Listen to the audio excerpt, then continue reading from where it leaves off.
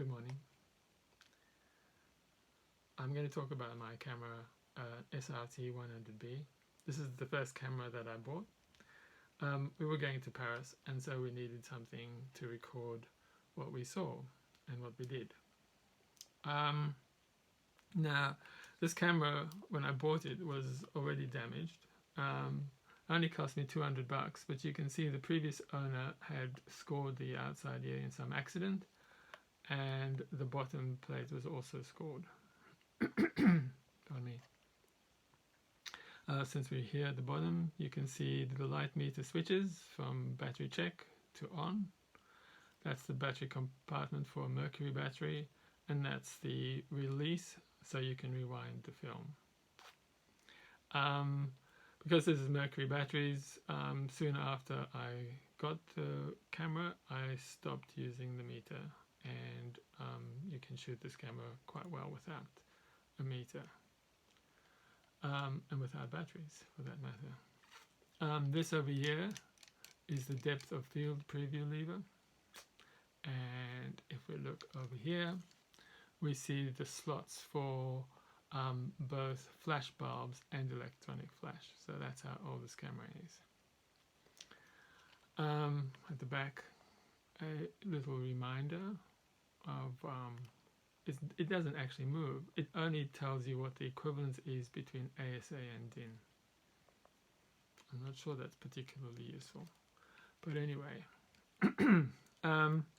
Shutter speed. Shutters range from bulb all the way through to 1/1000th of a second.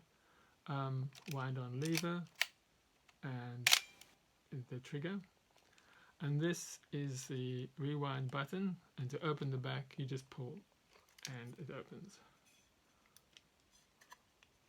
Cloth shutter, and here you can see you just put the leader into this behind the slot, and that's all you have to do, and then you can wind on the film.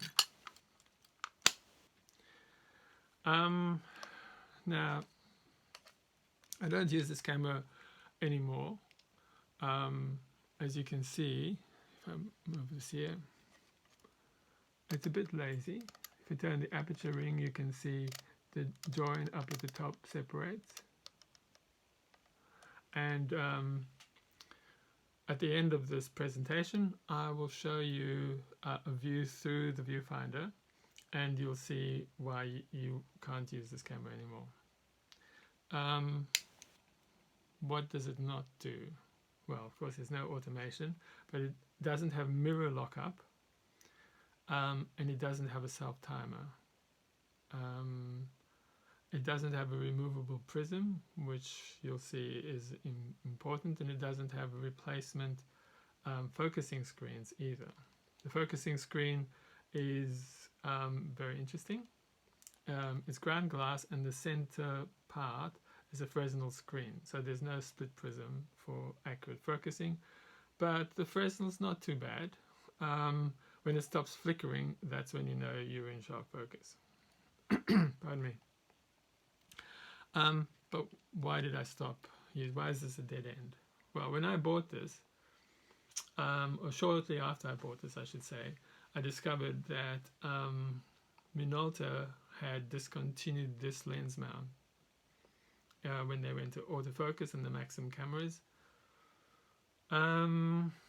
Well, that's it. That meant that any investment that I made into this sort of camera, an all-mechanical camera, was basically wasted. And because I wanted a camera that was better than this, that left three options: Leica, Canon, or Nikon. But I discovered that Canon had done the same thing, which left only Nikon and Leica. Well, if you're thinking about moving from a Minolta to either the Leica or the Canon, there are things about the usability of this camera that make a difference. First things is that the focusing barrel rotates in the same direction as Leica, but opposite to Nikon. So on this edge here you have the shortest focus, and on this edge you have the longest focus. The shutter speed dial is the opposite to Leica and opposite to Nikon, which I can tell you in my experience means that if you're in a rush and you've learned on a camera like this, and you've moved to another camera, you're going to be turning the dials in the wrong direction until you've had lots and lots of experience.